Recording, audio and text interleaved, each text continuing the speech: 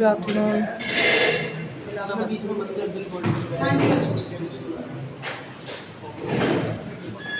हमने कल production start किया था। Quickly revise. पहले तो मुझे प्रोडक्शन वर्ड का मतलब समझा दीजिए। What is the meaning of word production? Transformation of inputs into outputs through some technological process। यानी आप आउटपुट इनपुट को आउटपुट में कन्वर्ट करते हो by doing something। that something may be a process। वो प्रोसेस टेक्नोलॉजिकल भी होता है। कुछ ना कुछ टेक्नोलॉजी को आप यूज करते हैं प्रोडक्शन में। यस सुनो, हाँ या ना? Who does production? प्रोड्यूसर। काय क्यों करता है भाई? To earn profit, right. Producer को अगर प्रॉफिट अर्न करना हो तो उसे क्या करना होगा? कुछ न कुछ प्रोड्यूस करना होगा, राइट। प्रोडक्शन है क्या? इनपुट को आउटपुट में चेंज करने को प्रोडक्शन कहते हैं। जनरल है। इनपुट्स में फिर हमने कल पढ़ा था there are two types of inputs, factor inputs and non factor inputs. Clear? Factor inputs are of 4 types. कौन कौन सी बोलिए?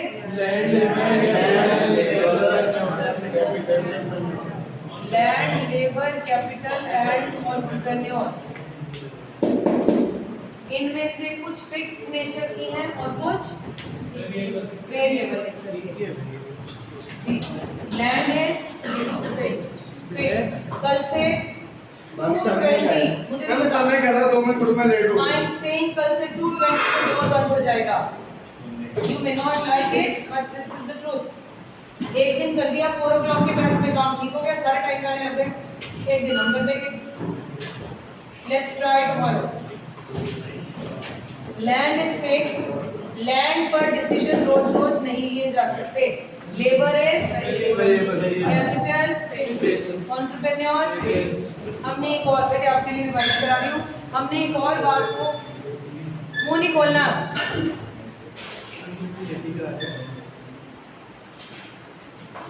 Fixed and variable factors and इनको एक और तरीके से समझा था, शॉर्ट रन, लॉन्ग रन। हमने इसको एग्जांपल से समझा था। कैसे? से मैं मार्कर बनाती हूँ, मेरी मार्कर बनाने की फैक्ट्री है। मुझे 500 मार्कर्स बनाने का हर महीने ऑर्डर आता है। 500 आई सप्लाई एवरी मंथ।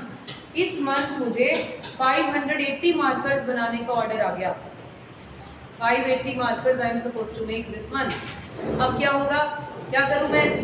एक लैंड खरीद ले, फैक्ट्री लगाए नहीं, मशीन बाय कर लेते हैं, जापान से मंगाते हैं 80 एक्स्ट्रा मार्कर देने। जी नहीं, क्या करेंगे? हम लेबर बढ़ा देंगे और उससे हम अपना काम चला लेंगे। Okay, so it means short run, मुझे इसी महीने में सिर्फ 580 देने थे। It's a short period of time. Short period of time में हम क्या चेंज करते हैं? सिर्फ we change only variable factor, right. It means short run is that time period in which only variable factor can be changed। फिर हमने पढ़ा था अक्षय, वेरिएबल फैक्टर्स कौन से हैं? मीनिंग बताओ। Which can be changed in short। Very good। Which can be changed only in short। It can be changed only नहीं, in short run। Okay?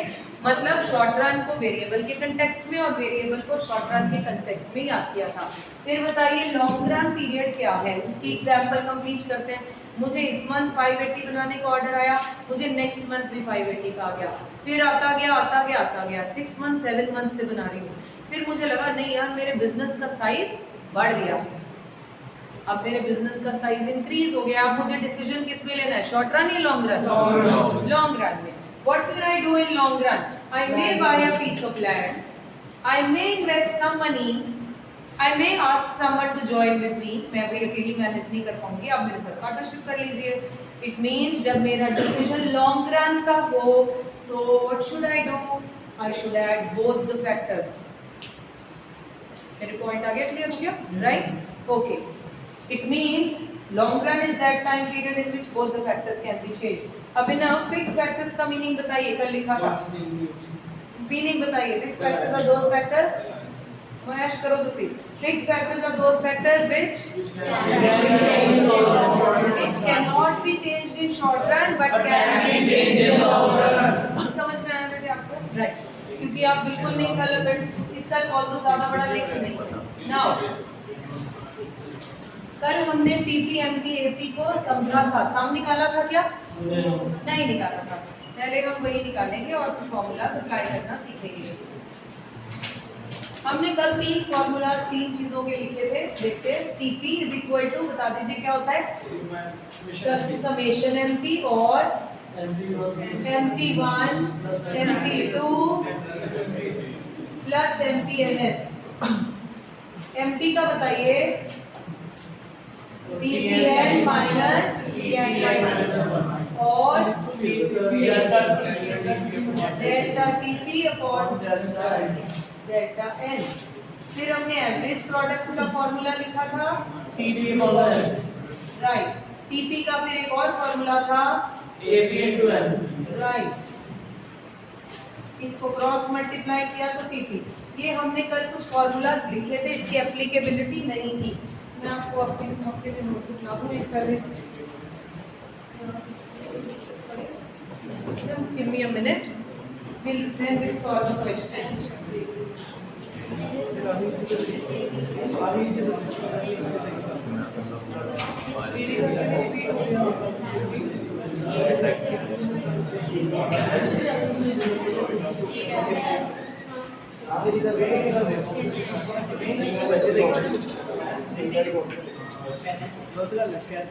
Now, हाँ जी सुनिए जरा, एक क्वेश्चन लेते हैं, then we'll understand how to solve. Units given है 1, 2, 3, 4, 5.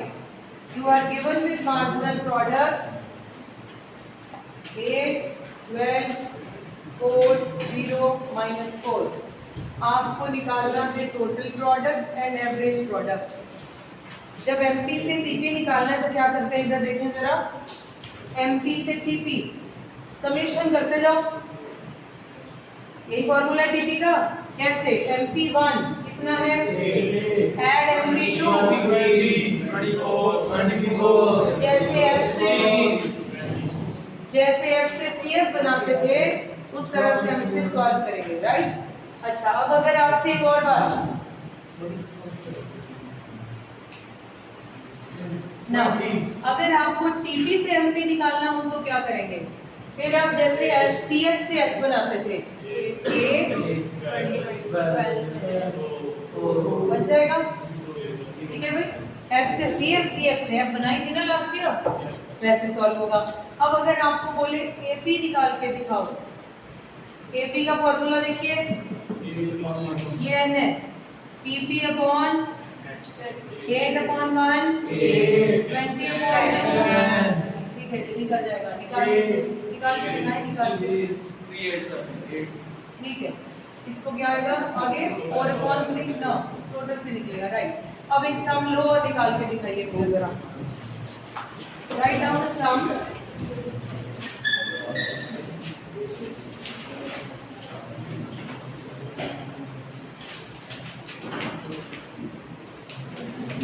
You are supposed to calculate TP and AP.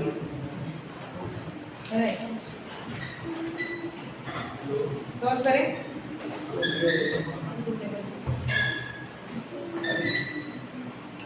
Khushika present, Archita कल तुम दोनों छुट्टी पे थे?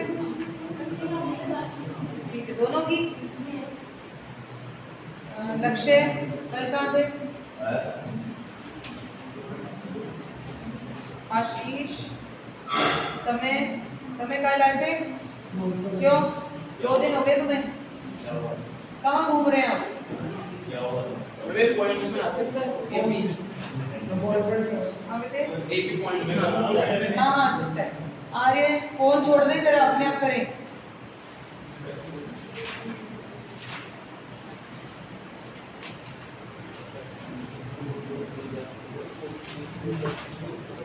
शाखा, ईशा, शमिता, अंकित, अनीशा, संयम, प्लेन कलर है तुम नहीं साकेत माधव चेतन अक्षय अक्षय आ जाए अभिनव कलर है तुम क्या था कलर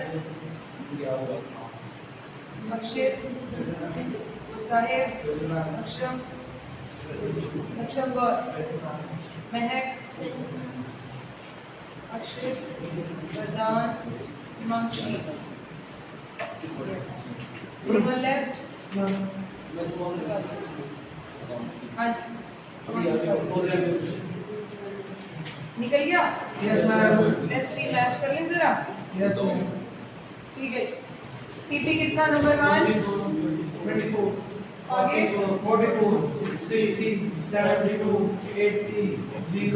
80 में 0 ऐड करो तो 80 होता है कोई नहीं 80 24 22 ठीक है 30.13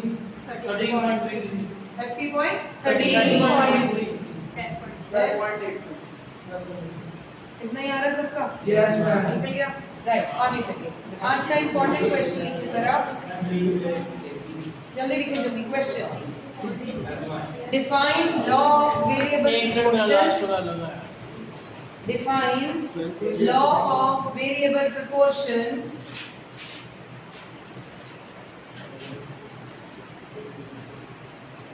define law of variable proportion with the help of schedule and a diagram.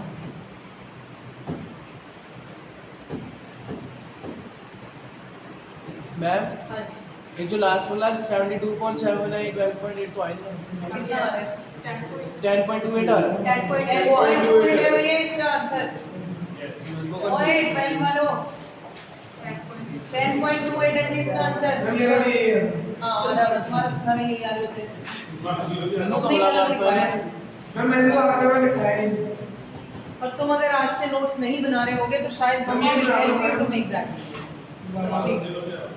Now अच्छा जी लॉ में आ जाते हैं अब ये लॉ के टाइम पे अगले 15 मिनट मुंह से आवाज ना निकले बिल्कुल यस इसके आगे लिख दीजिए very very very important surely come 6 marks तो पक्के हैं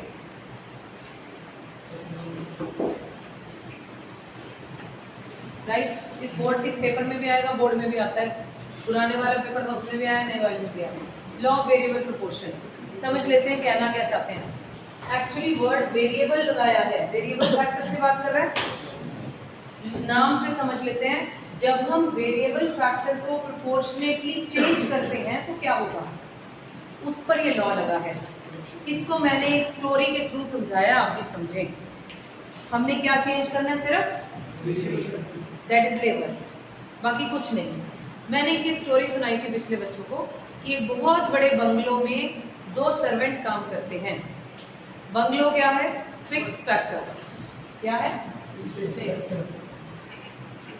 और सर्वेंट क्या है वेरिएबल बहुत बड़े बंगलों में 2 सर्वेंट काम करते हैं काम पूरा नहीं हो पा रहा ठीक है प्रोडक्शन नहीं हो रही ज़्यादा अच्छे से हमने उन्हें बोला कि प्लीज़ 2-3 और भेज दीजिए 2-3 सर्वेंट और आते हैं अब ठीक हो गया भाई क्यों हमने डिवीजन ऑफ लेबर कर दिया मेरी स्टोरी सुनिए छाड़ देना कुछ भी नहीं पकड़ना leave your pens listen to me now 2 दिन लगने इस लॉ को समझाने में मुझे now what are we saying is अब इस पर पूरे बड़े बंगलों में फिक्स फैक्टर में there are variable factors who are working I am employing more variable factors क्योंकि उतने वेरिएबल फैक्टर्स से काम ठीक नहीं चल रहा हमने 3 लोग और लगा दिए अब जब हमने लोग लगाए हमने उनको काम डिवाइड कर दिया हमने एक सर्वेंट से कहा तुम क्लीनिंग करोगे दूसरे से बोला तुम गार्डनिंग करोगे तीसरे से बोला तुम किचन संभालोगे चौथे से कहा तुम बाहर का काम करोगे 5वें से कहा तुम वॉशिंग करोगे इस तरह से काम डिवाइड कर दिया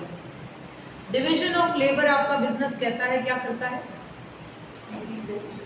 B connected stay connected please division of labour leads to increase in efficiency specialisation हो जाती है जब आप एक काम डिवाइड कर दिया, आपको बोला आप सिर्फ किचन में रहेंगे, किचन का ही काम बार बार करने से स्पेशलाइज्ड हो जाते हैं, एफिशिएंसी बढ़ जाती है, प्रोडक्टिविटी बढ़ जाती है, प्रोडक्शन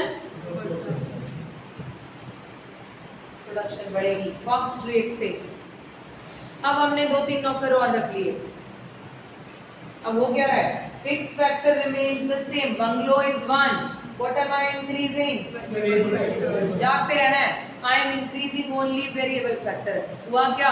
पहले जब मैंने उन्हें डिवीजन ऑफ लेबर किया, माय प्रोडक्शन इंक्रीज ड्रास्टिकली।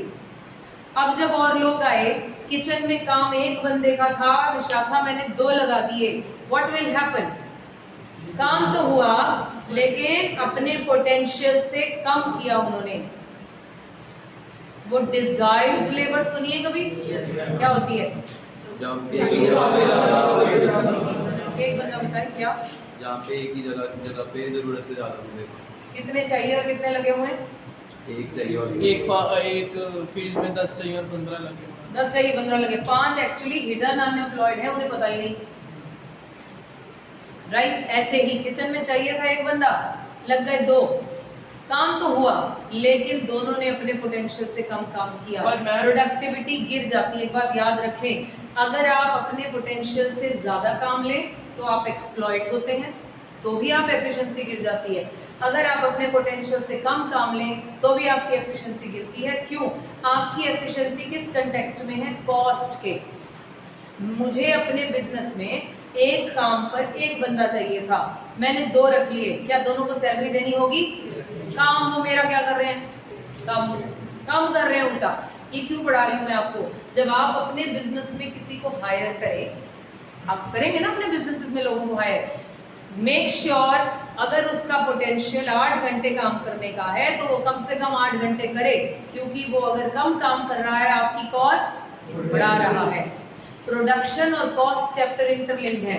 जिन बच्चों ने प्रोडक्शन में छुट्टियां मारी और काम गया, समझो कॉस्ट गया, मार के देखी जाओ, ट्राई करो, ठीक है? Production and cost they are interlinked. So it means अगर मैं एक एग्जांपल बताती हूँ, डीपीएस स्कूल का एक एग्जांपल बताती हूँ, क्योंकि मैंने वहां काम किया तो मुझे उन्हीं की एग्जांपल्स याद है।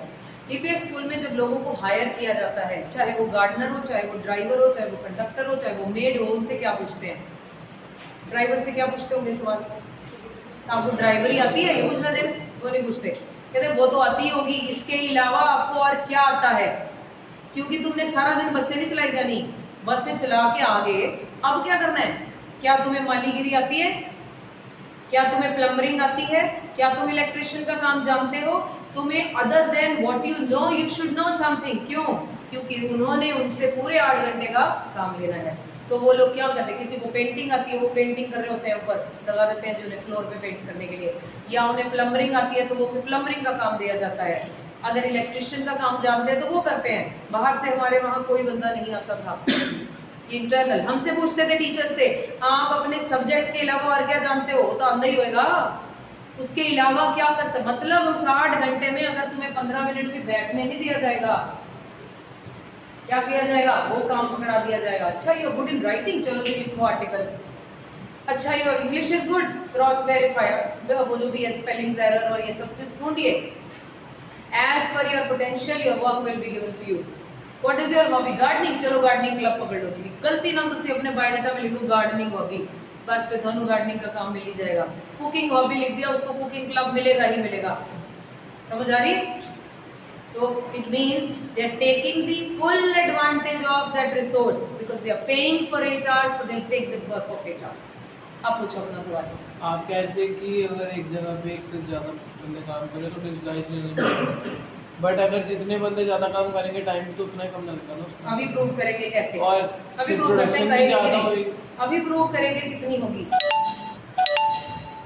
This law is going to teach you, हमारी ये गलत फहमी है कि अगर हम लोग ज्यादा लगा दें तो काम बढ़ता है, किसी लिमिट तक। यस, ये रियल लाइफ में काम आएगा, सुन लो ध्यान से।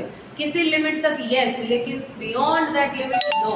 मैम क्यों? रुक जाओ, पहले मुझे पूरा समझाने दो, फिर मुझे पता तुम्हारे सारे सवाल खत्म हो जाएंगे। अब आगे चलते हैं।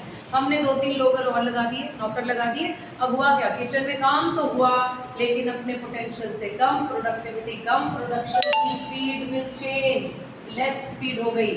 पहले जिस स्पीड से काम हुआ था अब क्या हुआ, काम। डिपेंडेबिलिटी एक दूसरे पर हो गई, वो सोचेगा वो करेगा, दूसरा सोचेगा वो करेगा, काम तो हुआ लेकिन क्या हुई, स्पीड स्लो। हमने 2-3 लोग और लगा दिए, अब क्या होगा, अब तो प्रोडक्टिविटी गिर गई। इसका मतलब कहना क्या चाहते हैं, लास्ट फेज में सपोजिंग किसी के घर में ना कभी किटी हो या घर में कोई कीर्तन है या कुछ फंक्शन है, मम्मा किचन में काम कर रही है और लेडीज जो आई होती है ना वो मदद करने किचन में आ जाती है। 1-2 आए तो रुके, हम बोलते ठीक है मैम आप प्लीज ये आप कर दीजिए, आप ये कर दीजिए। सारी लेडीज जो आई है वो सब आ जाएंगे किचन में, फिर क्या होगा, fix factor remains the same, variable factor बढ़ते गए, किचन छोटी बढ़ गई, छोटी बढ़ गई, अब काम होगा। आप तो कह रहे हो वेरिएबल फैक्टर बढ़ाने से ज्यादा प्रोडक्शन होगी, नहीं हम नहीं लेगी, प्लीज आप सारे बाहर जाओ जी, मैं अपने आप ही कर लूंगी। ऐसे होता ना, किसी लिमिट तक अगर लेडीज आए और हेल्प करने लगे ओके है, आप डिवाइड कर देते हो, आप ऐसे कीजिए प्लीज आप खाना खिलाइए, आप ऐसे कीजिए क्रॉकरी लेके जाइए, डिवाइड हो गया ना, it is fine. When there are more people standing in the kitchen, kitchen छोटी हो गई, स्पेस पर पर्सन डिक्रीजेस, तो उससे एफिशिएंसी बढ़ेगी नहीं, कम हो जाएगी। सो प्रोडक्शन भी। Now let's explain with the help of another example. जो मैं स्कूल में जब ये लॉ पढ़ाती थी डीपीएस में, I used to do it with an exercise, एक एक्टिविटी। यहाँ कंस्ट्रेंट है, टाइम कम होता है इसलिए नहीं कराते। What was that activity? Let's understand. हम रखते थे ये क्लासरूम है, जैसे इन तक जहाँ लक्ष्य बैठा है वहाँ तक क्लासरूम है। ये डिस्टेंस रिमेन्स द सेम, ये डिस्टेंस क्या है, फिक्स फैक्टर, ये तो नहीं चेंज होगा, अभी समझना ध्यान से, ये चेंज नहीं होगा। वेरिएबल फैक्टर होते थे स्टूडेंट्स, ठीक।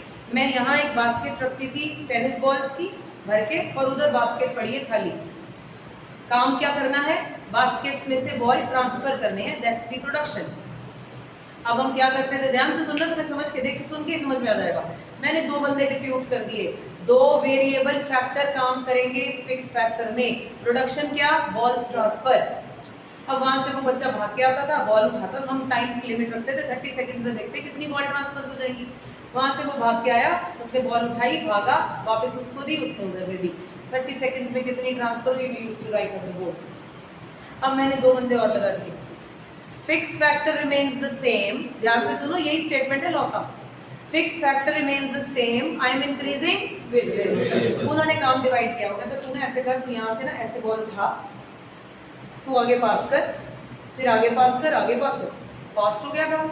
फिर बेसिकली वो दो सुनो सुनो सुनो, पहले पूरा फास्ट हो गया काम, फिर और लगा दिए, ऐसे करते करते एक टाइम आया, फिक्स फैक्टर सेम, एक के साथ एक एक बच्चा खड़ा है, you are increasing the variable factor, fix factor remains the same.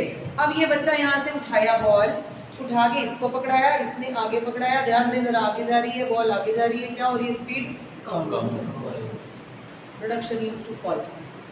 इसका मतलब क्या हुआ, this law teaches us, you are right, that you can increase the variable factor till some limit। अब समझ में आई मेरी बात, है ना। पहले फेज में जब आपने डिवाइड कर दिया और अप्रोप्रिएट वेरिएबल फैक्टर था, तब तक तो प्रोडक्शन फास्टर रेट पर हुई, जैसे ही वो प्रोपोर्शन इनअप्रोप्रिएट हुआ, प्रोडक्शन रेट गिर। ठीक है सक्षम, समझ में आई बात मेरी, sure. It is something like, ये fix factor remains the same, I am increasing variable factor, you all are the variable factors।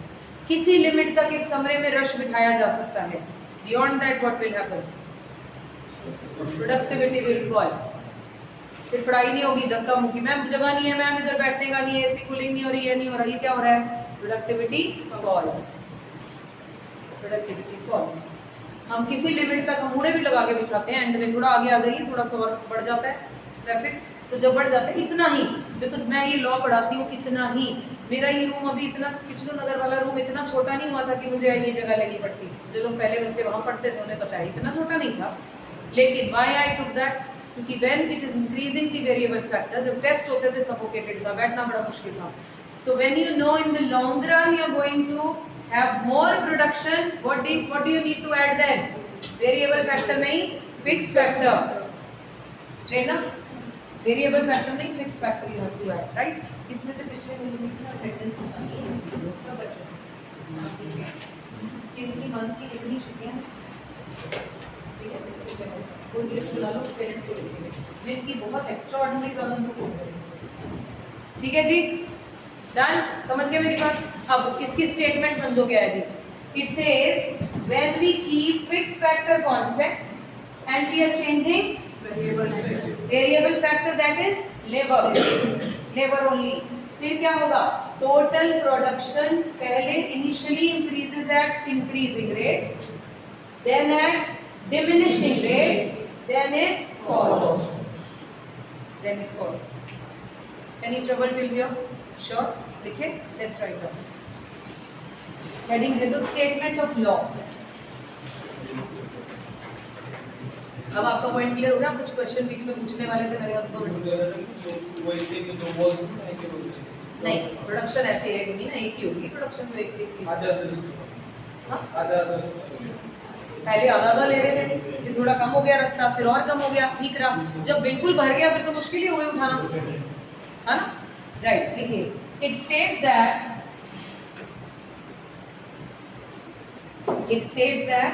as we increase the quantity of, it states that as we increase the quantity of only one input,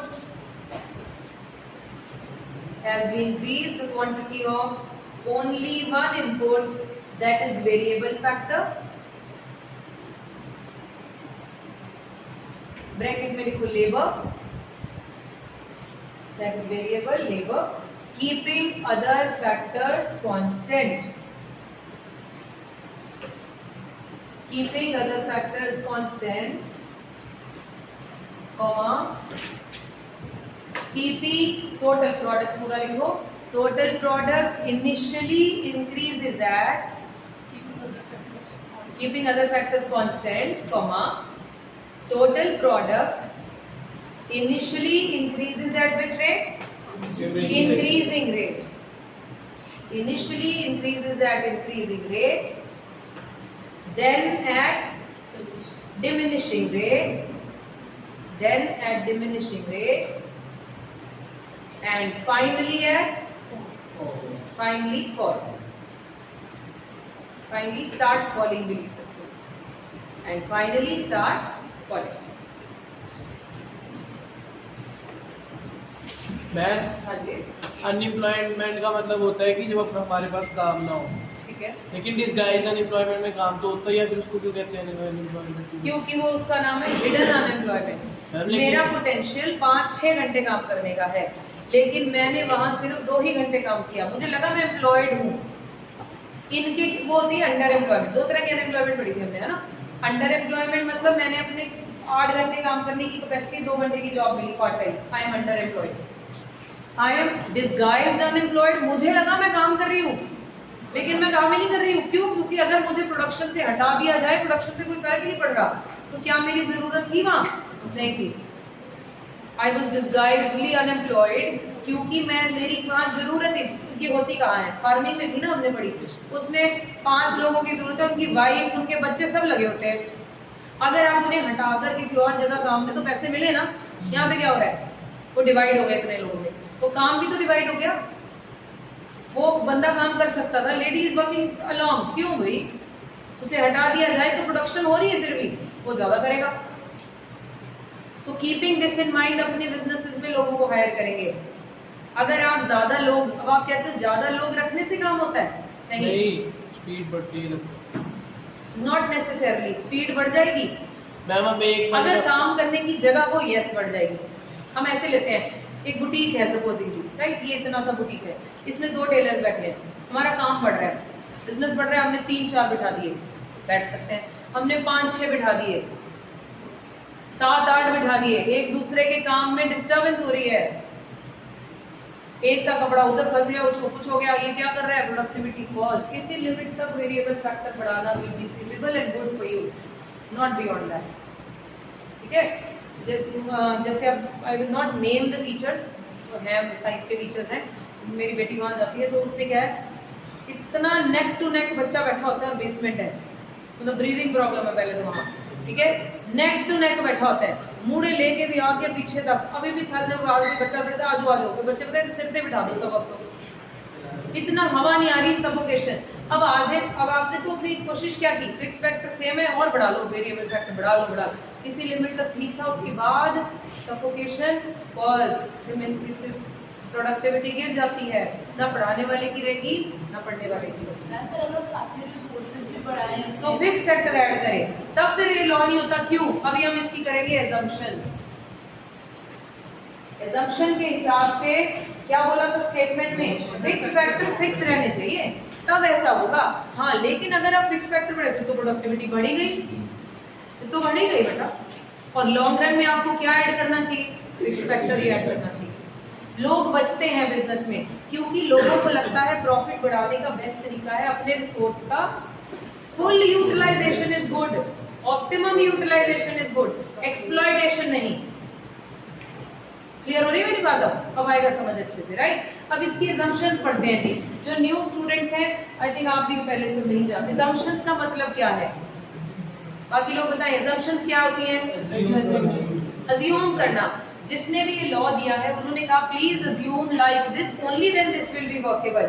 जैसे आपने बोला अगर हम fix factor बढ़ा दें तो फिर तो भैया वो कहते हैं मेरा लॉ नहीं चलेगा, क्योंकि it is based on certain assumptions। Number 1 लिख नहीं रहे, पहले समझ रहे हैं। It is applicable only in short run। Short run में आप सिर्फ वेरिएबल फैक्टर बढ़ाएंगे, लॉन्ग रन में नहीं बढ़ाते रहना। हर लॉ की कोई ना कोई एक्सेप्शन होती है, एक्सेप्शंस हो सकती है लेकिन हम सब हमारे सिलेबस में नहीं है। लेकिन ऐसा कोई लॉ है जिसकी एक्सेप्शन हो? नहीं, एक्सेप्शंस हर चीज की होती है। इस साल नहीं पढ़ेंगे, बीकॉम बीबीए में आते हैं, इसका हायर लेवल उसमें आता है, राइट? शॉर्ट रन में अंकल कहते हैं इम्प्लीकेबल है क्योंकि short run is that time period in which you can change. Number 2 uncle कहते हैं जी इसमें ये सिर्फ जो मेरा लॉ है वो प्रोडक्शन में लगता है, फील्ड ऑफ प्रोडक्शन। ऑल्दो हमने उसको ऐसे घर की स्टोरी बना के भी चलाई लिया, टेनिस बॉल की एक्टिविटी से भी चला दिया, लेकिन he is claiming that this law is applicable only in the field of production, right? तीसरा अंकल जी कहते हैं वो जो 4 फैक्टर इनपुट्स हैं उनमें सिर्फ एक ही वेरिएबल है, वो कौन है? Labour. So he says I am talking about increase in labour, there is only one variable factor that is labour. 3 तो ये 2 और लिखेंगे, पहले 3 नोट करिए। assumptions का हेडिंग दो। assumptions इस क्वेश्चन का पैटर्न जैसे बोला जा रहा है वैसे ही लिखा जाएगा बोर्ड में भी, right? Point number 1 it operates in short run only। it operates in short run only। मेरे पास नहीं है, पेंसिल है काम मेरे पास। anyone has extra pen? it operates in short run only, underline short run। point number 2 this law applies to the field of production। this law applies to the field of production। third there is only one variable factor that is labor। there is only one variable factor that is labor। Fourth and fifth समझेंगे, उस ऊपर वालों में underline करो, field of production and one variable factor. Fourth and fifth पहले समझते हैं फिर हम लिख लेंगे fourth and fifth. He says there is no change in technology.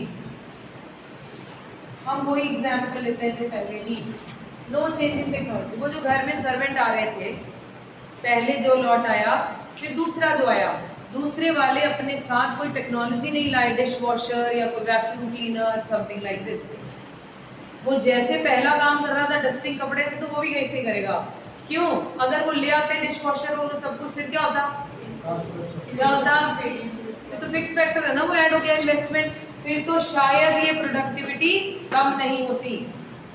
So he is saying कि अगर आप ये अज्यूम करें कि ऐसी ही टेक्नोलॉजी जैसे पहले लोग काम कर रहे थे अब वाले भी वैसे ही कर रहे हैं तो ही ऐसे चलेगा, otherwise this may not work like this. Am I clear?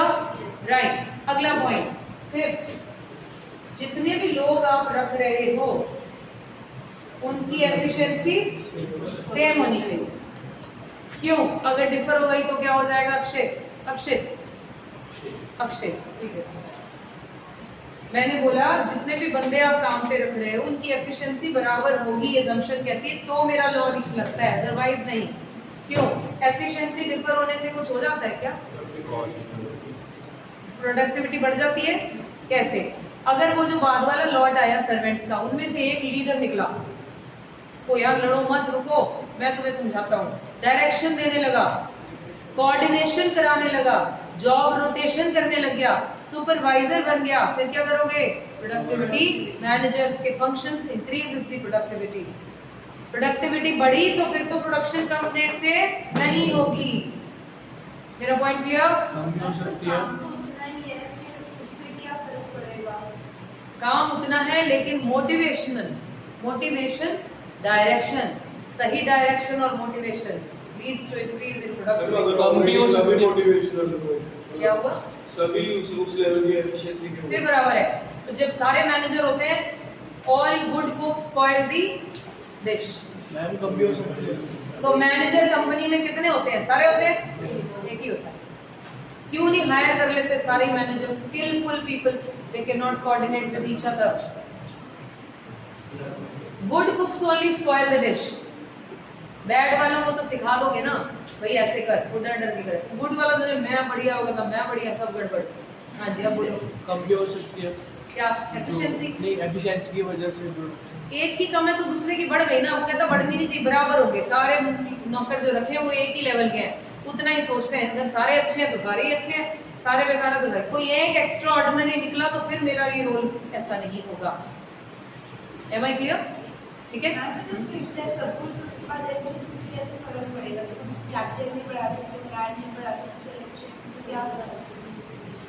हम कैपिटल नहीं बढ़ा सकते, ठीक है। क्या सिर्फ कैपिटल और लैंड ही एफिशिएंसी बढ़ाती है? नहीं बढ़ाती। Directions also increases. मैं एक सिंपल रूल बताती हूँ। मुझे पेरेंट्स कहते हैं आपको हमने पूरी परमिशन दी, आप थप्पड़ मार दें यार, मार दें, पीटें। I believe in what? Increase the efficiency of people by motivating them, make them responsible, teach them responsibility. अपने आप बढ़ जाता है काम। तो ये नहीं करना पड़ता है ऐसा सब कुछ। करते हैं मार्केट में लोग, थप्पड़ भी मारते, चेयर जूते मारते हैं और जुतियाँ भी मारते हैं। मैंने सुना लोग ऐसे करते हैं, फोन तोड़ देते हैं। I need not to do all these things क्योंकि I believe in one thing, make them responsible, motivate them, बस। That's the only thing which can help you, right? देखो, fourth point, there is no change in technology. ये पीछे वालों के पड़े लगते हैं, दुखी हैं बेचारे। There is no change in technology. There is no change in technology. Underline करें, no change in technology. Point number 5. All the variable factors carry equal efficiency.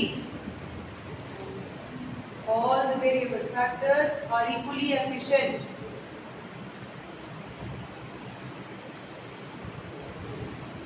Are equally efficient. Underline equally efficient.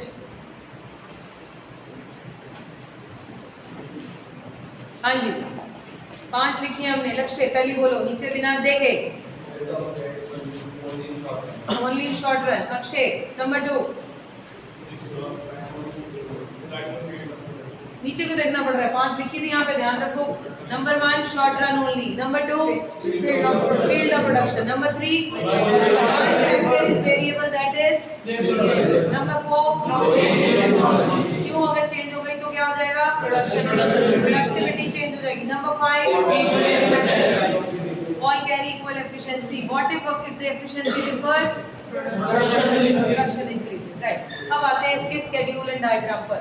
ध्यान देंगे, समझेंगे, क्योंकि सारे schedule याद नहीं करने, concept समझने हैं। हमारा स्टेटमेंट क्या था? पहले समझना है फिर लिखना है। मिस्टर अक्षय किधर? Fixed factor remains the same. Akshay, we are changing only variable factor. 1, 2, 3, 4, 5, 6, 7. हम सर्वेंट्स पढ़ा रहे हैं, बोलते रहो। राइट। अब हर अगला बंदा आपको कितनी प्रोडक्शन देता है is what is known as margin. Margin का कल मीनिंग लिखा था, it is addition made to total. हर बंदे को जिसको आप रख रहे हो वो कुछ ना कुछ प्रोडक्शन करेगा, वो जो कुछ ना कुछ प्रोडक्शन करेगा वो कहाँ रिकॉर्ड होगा, मार्जिन। पहले फेज में, ये 3 फेजेस में है, पहले फेज में जब आपने डिवीजन ऑफ लेबर की तो प्रोडक्टिविटी क्या हो रही थी, बढ़ती थी। हर नया बंदा आपको ज्यादा से ज्यादा प्रोड्यूस करके देगा, क्यों, डिवीजन ऑफ लेबर।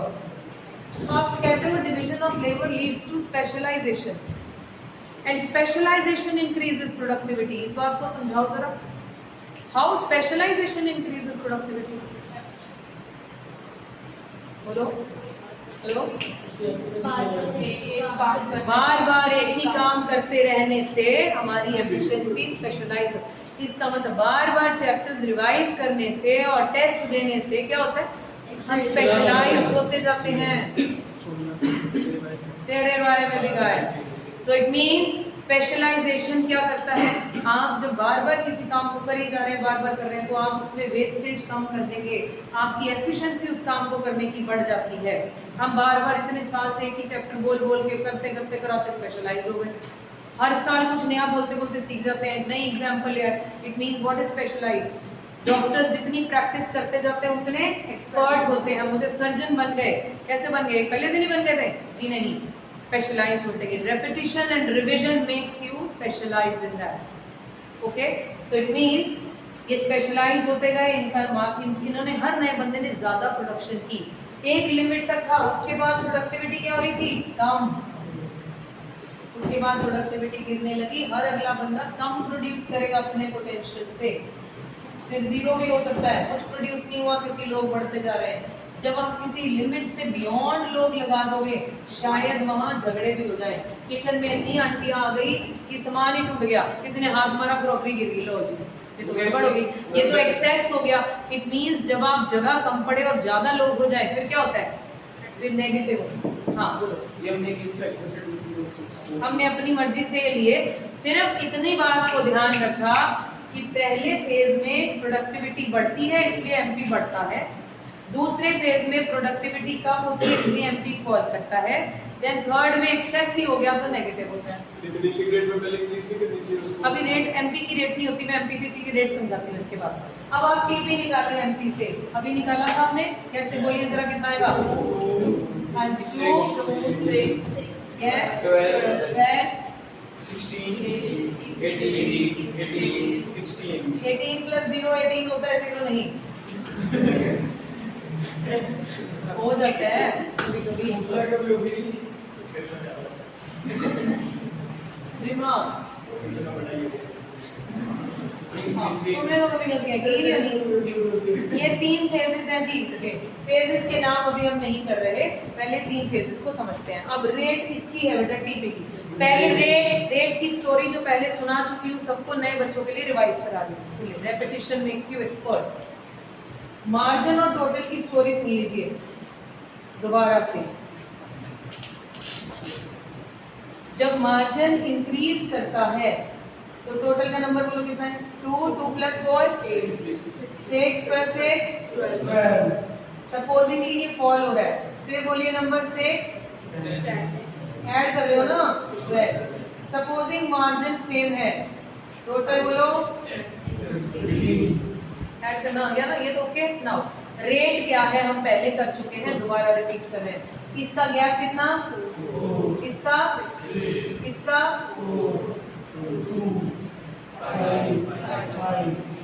टोटल का नंबर इंक्रीज हो रहा है, हम इसे कहते हैं किस रेट से हो रहा है, इंक्रीजिंग रेट। इंक्रीजिंग रेट मतलब speed of increase of total. Total में कितने नंबर, बड़े से बड़ा नंबर ऐड हो रहा है, पहले 4 ऐड हुआ फिर 6 ऐड हो गया। अगर टोटल बड़े से बड़े नंबर से बढ़े तो उसे हम क्या कहते हैं, इंक्रीजिंग रेट। इसमें टोटल इंक्रीज तो हो रहा है लेकिन गैप कितना है, कम हो रहा है, इसकी रेट क्या हुई, इसमें गैप कांस्टेंट, तो कौन सी रेट, कांस्टेंट। डिफिनेशन में भी एक लेवल पे जाके कम होना शुरू हो जाएगा। कौन कम होगा? टोटल? यस। टोटल में अगर पॉजिटिव नंबर डालोगे टोटल बढ़ रही है, लेकिन कम रेट कम से। हो रहा है ना, तो rate gap is the rate, और ये नंबर का बढ़ना है नहीं इंक्रीजिंग। ये टोटल फॉल कब करेगा? जब एमपी नेगेटिव होगा। फॉल तो तभी करेगा, नहीं तो अब बात दोबारा से सुने जरा। अगर मार्जिन बढ़ता है, क्यों सुना रही स्टोरी? क्योंकि यहाँ दो रेट्स हैं। जब तक मार्जिन बढ़ता है, मार्जिन ही टोटल की रेट है। Vishakha, margin is determining the rate of total. सक्षम, क्योंकि मार्जिन ही तो ऐड करके टोटल बना है, राइट? मार्जिन ही तो ऐड किया था, टोटल बना है। तो मार्जिन की अपनी कोई रेट नहीं होती, margin determines the rate of total. Okay, अगर मार्जिन हर बार एक बड़े नंबर से हो, हर बार बड़े नंबर से हो तो रेट क्या हुई? इंक्रीजिंग। अगर हर बार ये छोटे नंबर से हो तो स्पीड क्या हुई? कम, रेट इज डिमिनिशिंग। अगर मार्जिन सेम नंबर ऐड करें तो रेट, जो नए हैं जिन्होंने पहले नहीं कॉपी किया वो अपने फर्स्ट पेज पे से कॉपी कर ले, बाकी लोग फिर ले। इसका शक्ल ऐसी होती है बेटा, इस डायग्राम की शक्ल ऐसी होती है, कांस्टेंट में स्ट्रेट लाइन। इसे कॉपी कर लो कहीं, इसको कॉपी कीजिए। ये बनाना है, पहली बार इम्पोर्टेंट है, शेड्यूल भी बनाना है। हाँ जी रेडी बनाना है, शेड्यूल भी कॉपी करो।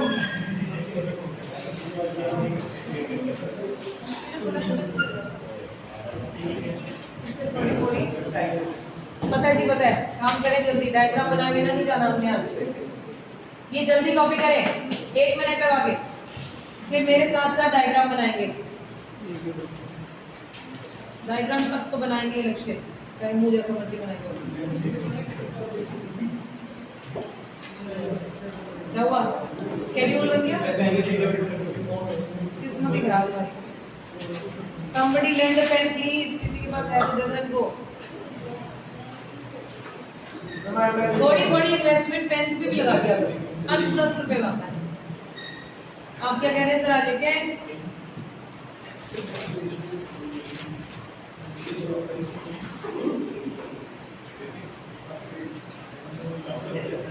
हाँ जी रन, जल्दी करें जरा, टाइम बड़ा लगता है तुम। टाइम तो लगता ही है। अच्छा जी, पता ही नहीं था मुझे। चलो पता कर लिया। सही टाइम पे तो सही है, देखो राइट।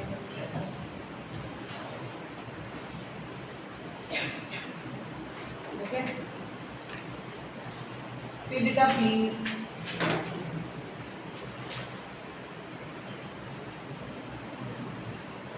छोटे वाले पे बनाना है। ये भी तुमने पहले बनाया, वो फर्स्ट पेज पे बनाया। लेबल बनाया उस दिन आपने। बनाया उसके पहले यहाँ ये बनाया था आपने TUMU के टाइम पे,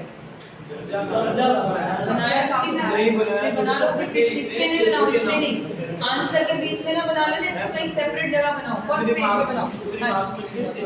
हाँ हाँ, लिखने अभी नहीं बता रही मैं, स्टेज बस 1 2 3 लिख दिया। वही नहीं है बस। बच्चा किधर भी लगता है, यहाँ की बना दो बस, ये रेफरेंस है ना। हाँ जल्दी लिखिए, मैं तब तक इरेज कर दूंगी तो चूज ही नहीं कर पा रहा। ठीक है, ऐसे कैसे लगती और जो लेट आए थे वो सुन ले, कल मैं 3 कितने बजे आता हूँ? 2:20 पे डोर बंद कर दूंगी बेटा, फिर आप चूज करना है कि आना कि नहीं आना। आना क्या, अंदर तो आ नहीं सकते, जाना कि नहीं जाना, बोलो। हाँ 2 मिनट बस, ये फिनिश करके फिर मेरे से। हमें एक मिनट जो भी रबर आ गया। हाँ जी बच्चों, पहले समझ लेते हैं। 2 ऐसे आप डायग्राम फॉर्मेट बना लो, ऊपर नीचे। यहाँ लिखे TP, यहाँ पर MP मार्जिनल प्रोडक्ट। इसके आगे स्पीड हाँ ये हटाती हूँ ना मैं, इससे बना लिया। इंक्रीजिंग रेट हो गया मेरा, बना लिया है। एक तो सुस्ती बहुत ज्यादा है। बना तो लिया इसको मैं कर दिया। ज़्यादा बोलेगा। हो गए? अगला भी कर दूँ? चलो,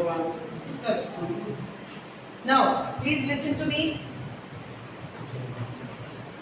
यहाँ बेस में क्या आएगा? इस पूरे लॉ किस पर बेस है? ये लॉ वेरिएबल फैक्टर पर। तो बेस मतलब एक्स एक्सिस पर आपको ध्यान रखना है, क्या लेंगे? सिर्फ यूनिट्स लिखा तो आंसर गलत हो जाएगा। Units of variable factor. Okay, अब कैसे बनना है पहले देखें फिर बनाएंगे। ऊपर नीचे इसके प्लॉट करके रखो जल्दी।